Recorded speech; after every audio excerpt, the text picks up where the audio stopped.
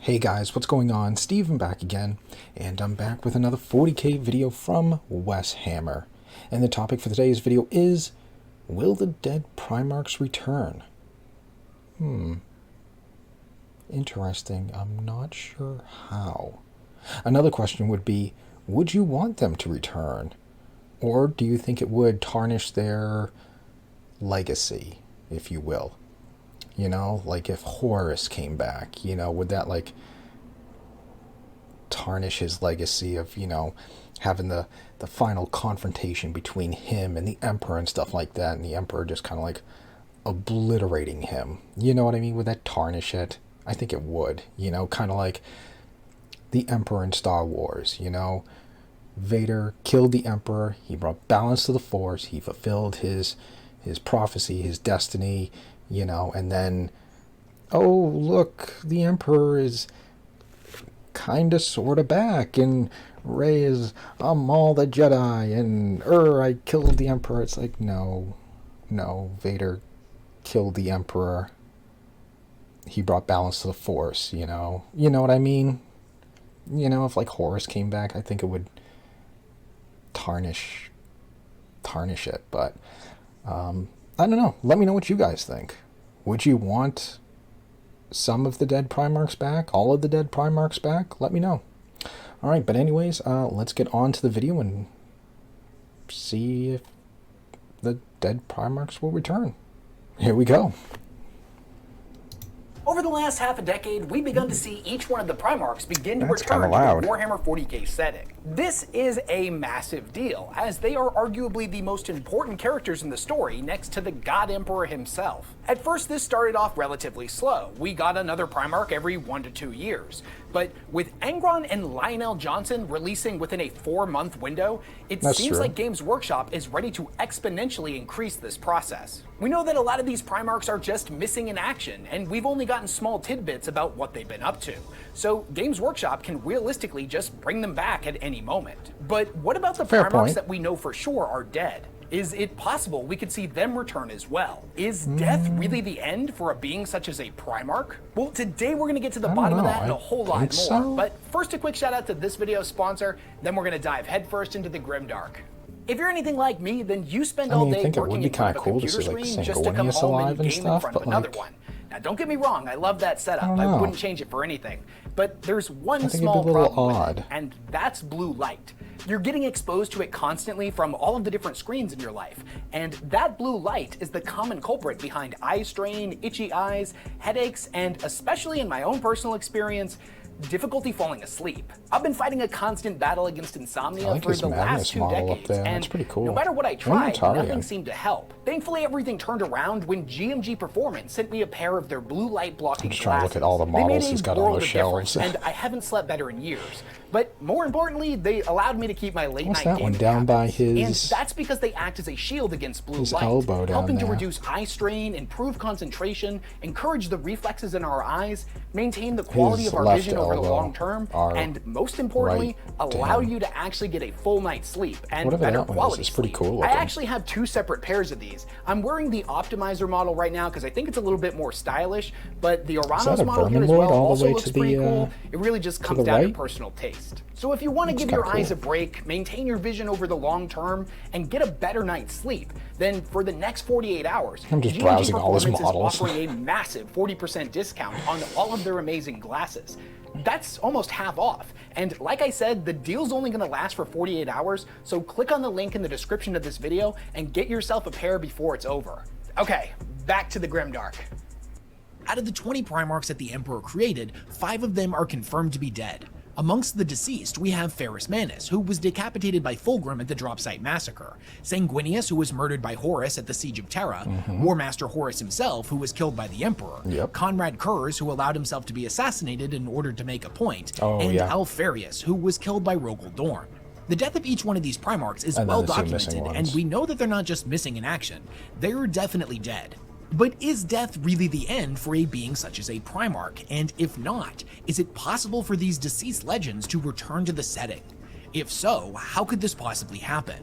Well, there are a lot of different methods that already exist within Universe that we're going to be examining today, but the most obvious and well-documented method of bringing them back would be that of cloning. Cloning the Primarchs is not a wild new idea. It's happened multiple times in the past, and most prominently with the character Fabius Bile. As far back as the Horus Heresy, he had been experimenting with making clones of every single one of them. There's a great Horus Heresy short story called Imperfect, wherein the entirety of the story is centered around Fulgrim and Ferrus Manus playing a game of regicide together and having a rigorous debate on what loyalty really means and where their allegiances would fall if the people they put their faith in turned out to be tyrants. Now, at first, we as the audience believed this to be a prequel to the events on Istvan, where Fulgrim killed Ferrus. But as the story goes on, and Fulgrim seemingly keeps trying to get his brother to switch sides, cracks begin to appear. At the end of the story, Fulgrim ends up killing his brother, and then the scene pans out to reveal in the surrounding room dozens of corpses of Ferrus. What's really going on here is that Fulgrim had Fabius Bile create multiple clones of his deceased brother, as he feels an enormous amount of guilt over murdering him and he needed to talk to him. There was still a lot left unsaid between the two. It's definitely a grimdark tale, but what happens in the brief epilogue we get is much more important. But as we see Fabius descend into his laboratory, wherein he has 20 big incubation tanks containing fledgling infants of every single one of the Primarchs. Some more malformed than others, but this is the very beginning of his experiments. Later on, we would get the novel Talon of Horus, which takes place thousands of years later, and in it, we learn that Fabius's cloning has taken another leap forward, as he ends up making a clone of Warmaster Horus. The resurrected Warmaster comes face to face with Abaddon and the infant Black Legion, and attempts to kill them. Abaddon and his followers manage to triumph over Horus, the despoiler proclaiming in the end that this wasn't his father. Now, it's possible that Horus allowed this to happen, we're not really sure, but for all intents and purposes, the clone was a mirror copy of the deceased Primarch, perfect in every way. But it was missing something, a certain essence. Now, normally when Space Marines encounter a Primarch, they basically have to exert an enormous amount of mental energy to keep from immediately dropping to their knees and bowing before their gene-sire. I'm over-exaggerating a bit, but they are designed at the genetic level to be subservient to them.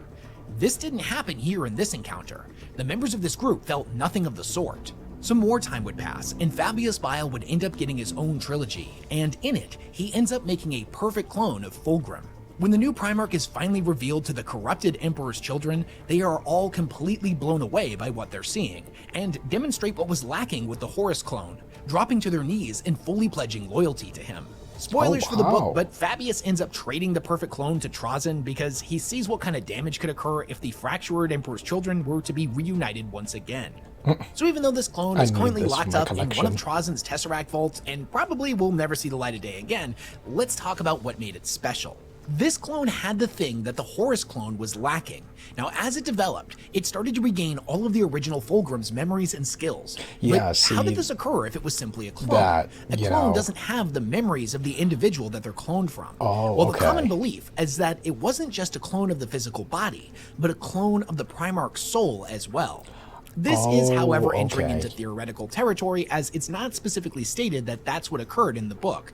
But the theory does make a lot of sense, as the Primarchs are said to be a mixture of the physical and immaterial. They are created from the warp, thus their souls would have all of their memories. This theory makes sense on paper, until you remember that the original old demonic snake man Fulgrim is very much still alive and active within the Eye of Terror, and definitely in possession of his own soul.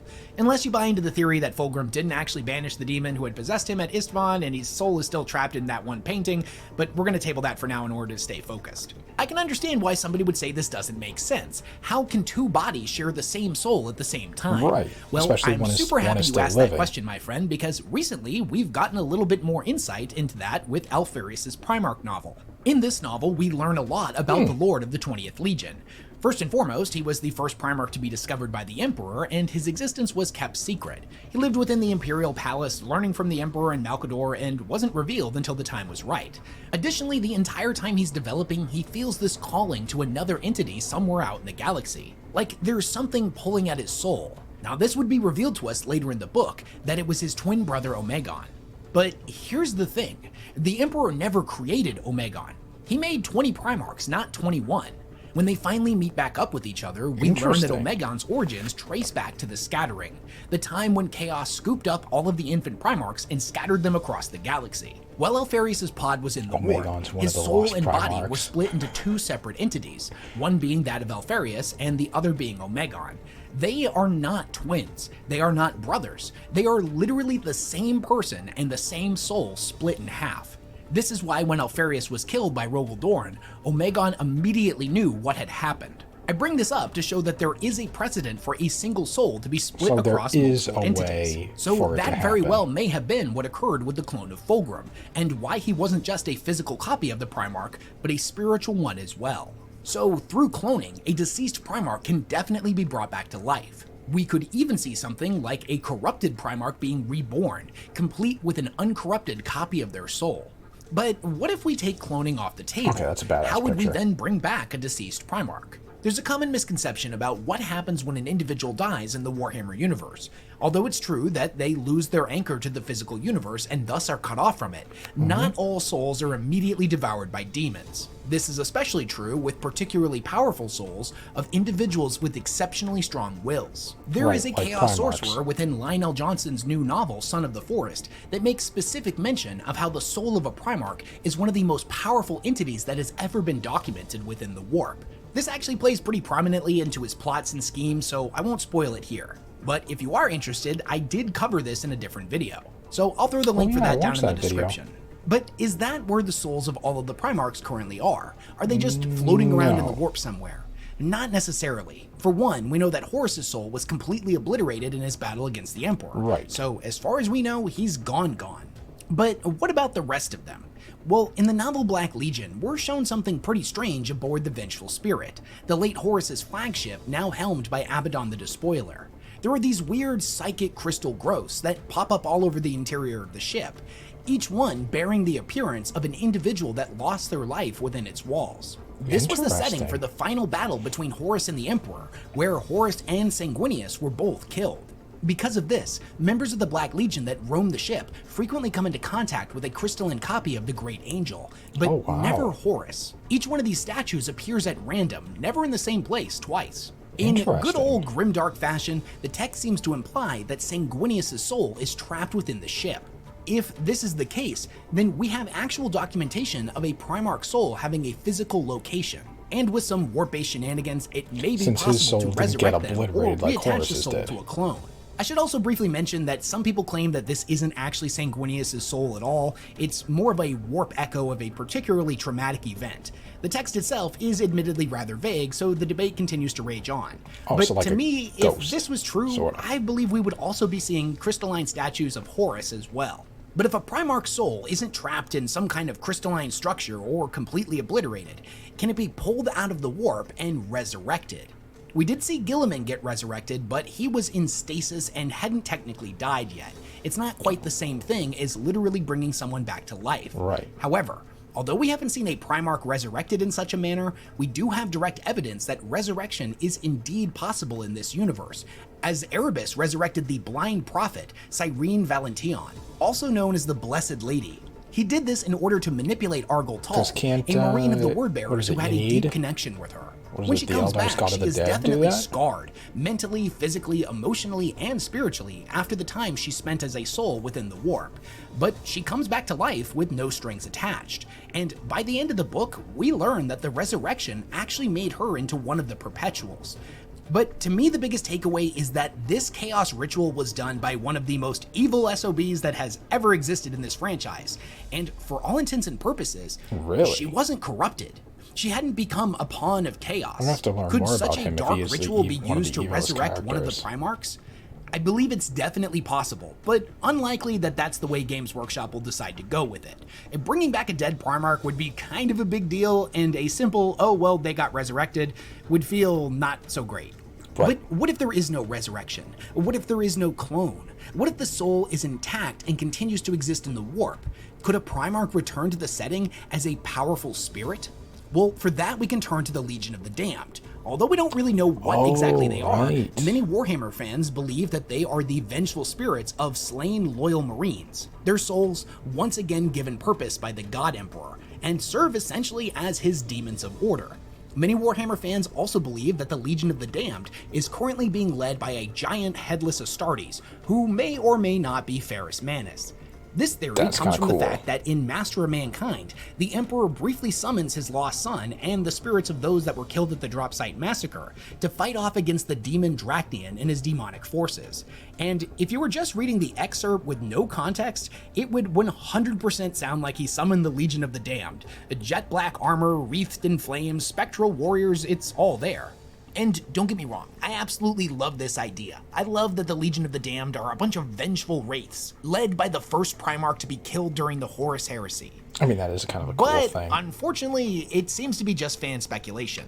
And trust me, I've spent the last 4 days frantically searching all over the internet, trying to find literally anything else that connects Ferrus Manus with the Legion of the Damned, and it just doesn't exist. But if Games Workshop does decide to bring back a dead Primarch, specifically Ferrus Manus, him leading the Legion of the Damned would be an amazing way to do that. Like, this entire video we've been talking about bringing a Primarch back as in literally resurrecting them, but having them come back as a vengeful spirit is kind of amazing. And the way that Games Workshop traditionally tells its stories and has them evolve over time is by seeding these little throwaway lines or tiny examples throughout their books that years later they can come back to and expand on. Even if this wasn't intentional when Master of Mankind was written, this exists as a perfect seed to not only bring back a vengeful Ferrus Manus, but also expand on the Legion of the Damned in a very interesting way. It's a really cool theory, and I kind of secretly hope that Games Workshop does decide to do something with this, but as of right now, there's just not a lot linking Ferrus Manus to the Legion of the Damned.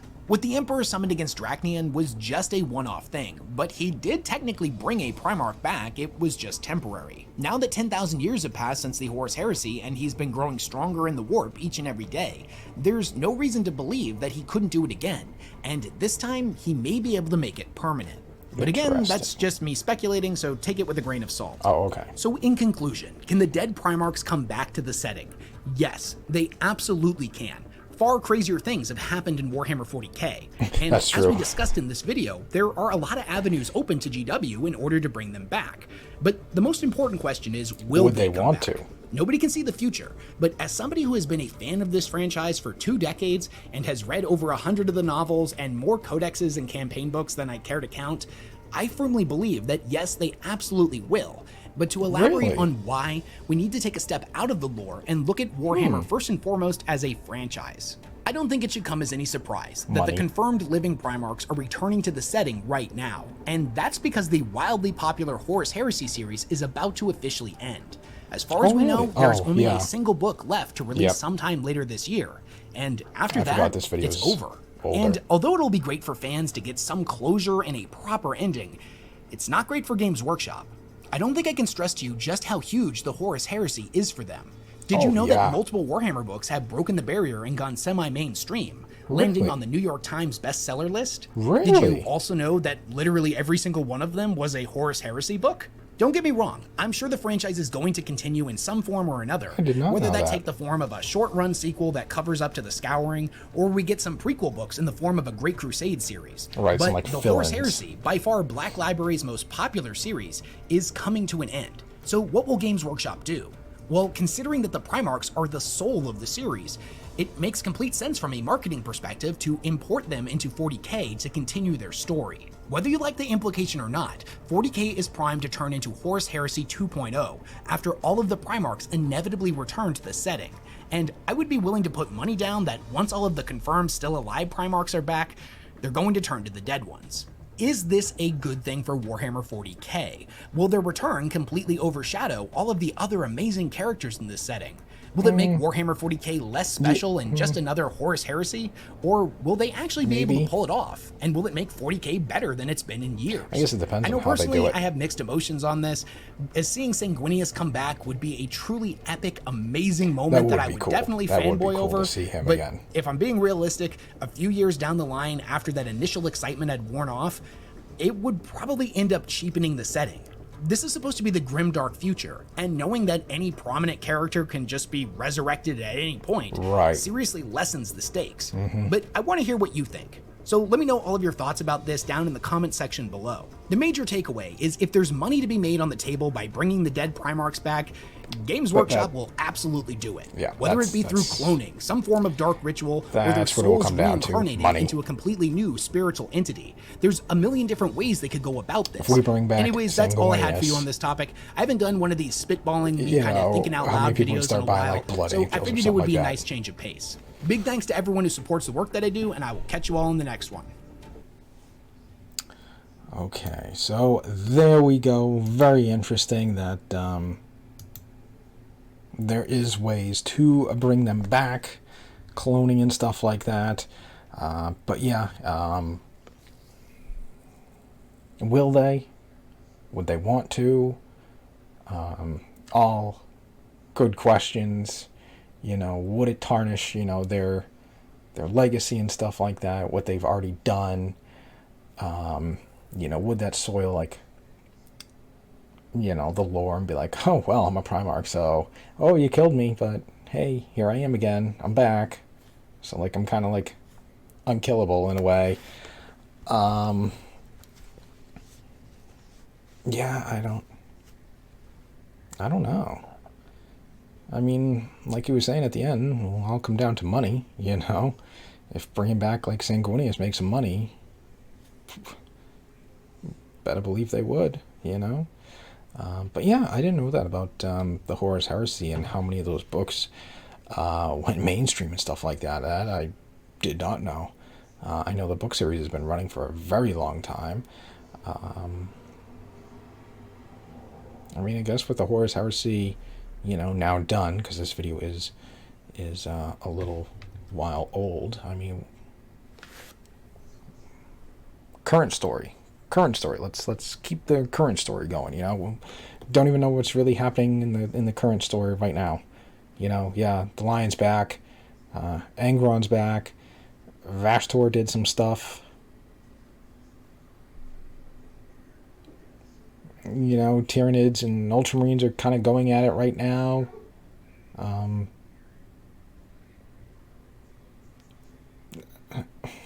don't know what else is happening, you know? Obviously know way more about the Horus Heresy than the current setting now. Like, what else is going on? You know? Like, what else? What's Vashtor doing now? I know he got, like, his ass handed to him. The Lion beat the crap out of Angron.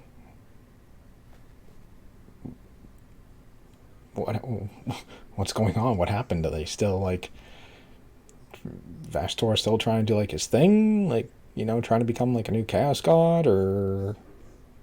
I don't know what's going on.